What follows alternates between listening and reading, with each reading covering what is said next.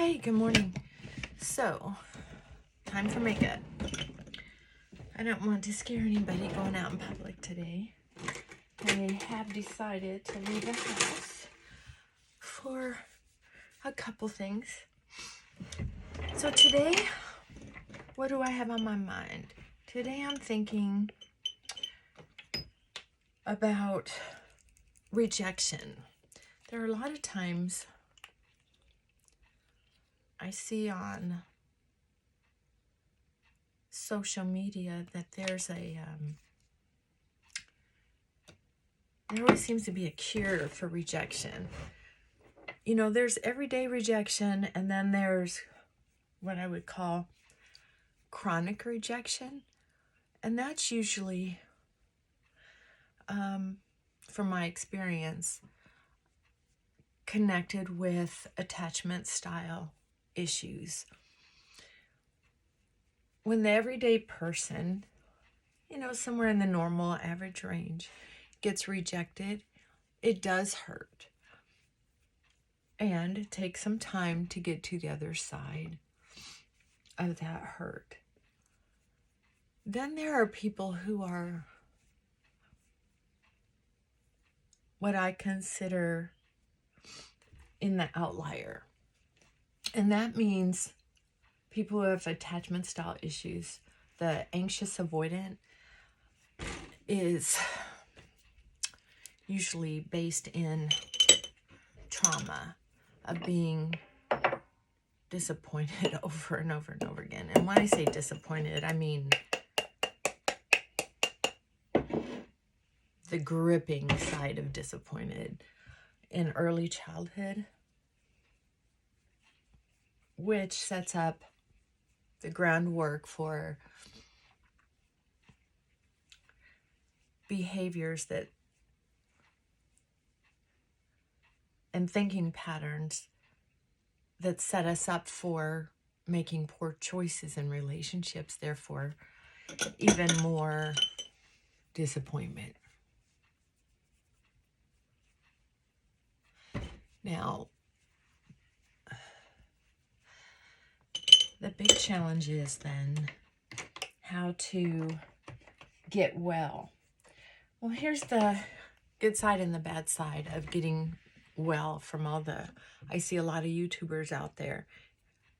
And from my experience, even with therapists in real life, it's like they think there's a way to get better or get well, and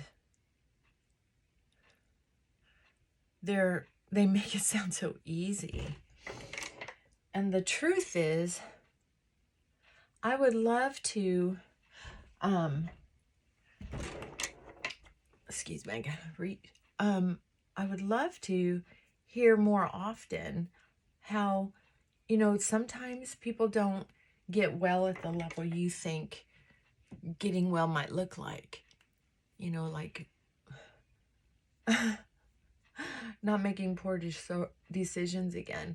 But I can tell you, people who have serious trauma, complicated trauma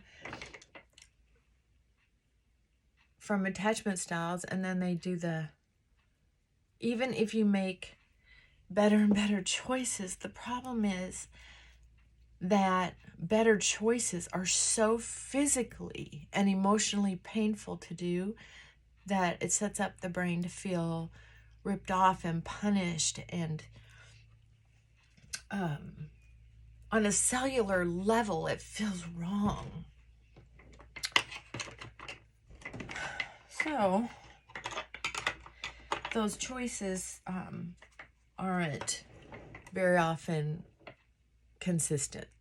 The choices to improve oneself aren't very consistent. And then the brain makes reasonable excuses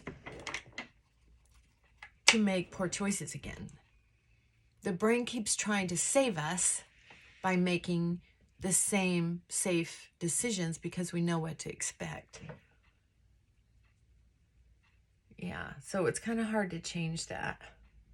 There are some people who have been able to really improve their life through ayahuasca, through deep therapy, through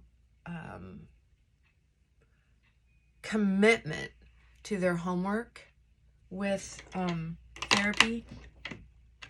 But even then, it can still be pretty frustrating. And